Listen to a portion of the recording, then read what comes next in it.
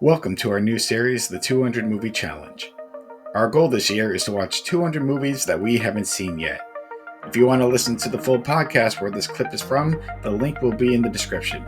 Now enjoy today's movie. You actually watched 3 films this week, so Yeah. let's get started with you. What was the first film you saw? Let's see if I can remember. Well, it's up there on the left, I do upper left remember. hand. Yes. So, I tried to go for a random movie, and I turned on Amazon Prime, and I saw that The Fall Guy was trending on Amazon. I said, you know what, fuck it. I've never seen this, and I've seen a trailer for this, so I'm just gonna watch it. Also, by the way, I love Ryan Gosling. One of the movies that what is it? Is it The New Guys or he was in a movie with Russell Crowe that I think is such a slept-on classic. As far as a buddy detective, like it is one of the best movies I've ever seen, and it doesn't get any love. Nobody ever talks about it, and it is pure fucking genius. Like the chemistry between Russell Crowe and Ryan Gosling in that movie is awesome. Like everything in that movie is fucking fantastic, and the way it ends, it could have gone on to like a sequel. Of course, it never did. But I've always been a huge fan of Ryan Gosling, especially his comedic stuff, and so when I saw that he was in a kind of a non-serious movie, I said, I'm going to give it a chance.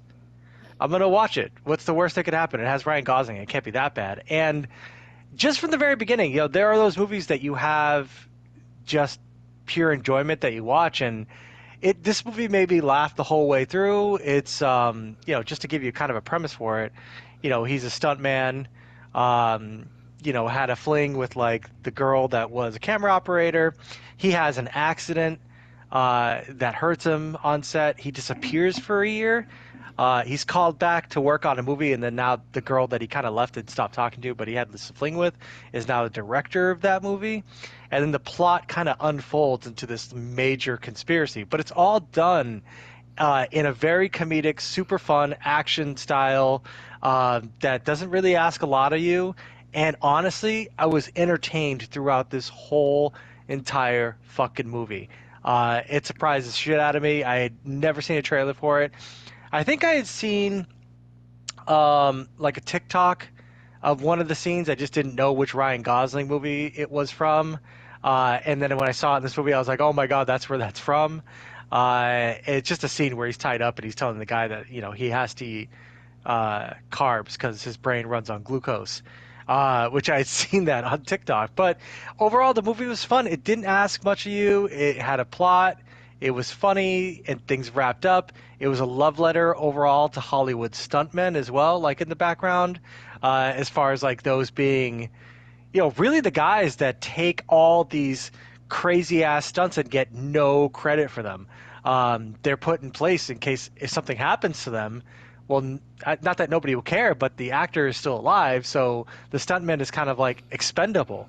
But such a humongous part of what it is to make a movie. You need these like kind of, as they say in the movie, unsung heroes, the guys who do the stuff in the background. You need this shit in order for movies to work out. And this movie, it had its own stuntmen, and in the credits, it like shows like a tribute to all the work that the stuntmen did on this movie. So overall, I had a blast with this movie, and it was great. Yeah, when you told me about this movie, I don't know. Originally, I thought Free Guy because I know that was big, and that's Ryan Reynolds. Yeah. I know different Ryan.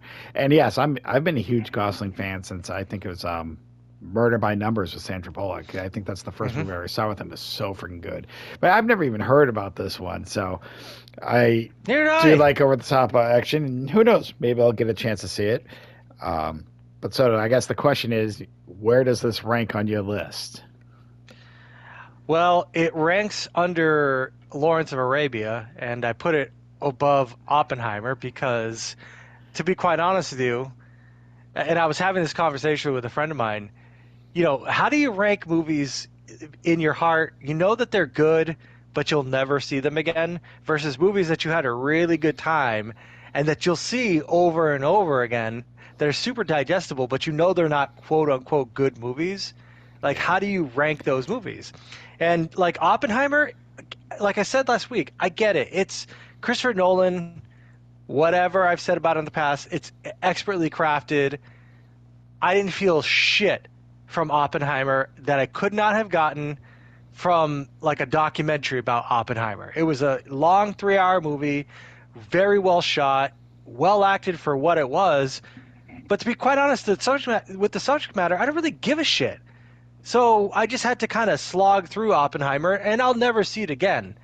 But with The Fall Guy, I put it on, and immediately I'm satisfied. I'm having a good time. I have a good time all the way to the end. It's the perfect popcorn movie. Is it better than Lawrence of Arabia? Of course not. Lawrence of Arabia is great from a cinematic standpoint, from cinematography to character development to everything that is in Lawrence of Arabia. You could literally probably screenshot anything from that movie, and it would be like a wallpaper that you could have like on your computer or anything, right? So obviously The Fall Guy is not better than that, but it is. I had way more fun watching The Fall Guy, and I'll watch it again. I'll watch it again way over Oppenheimer. So that's why it's number 2.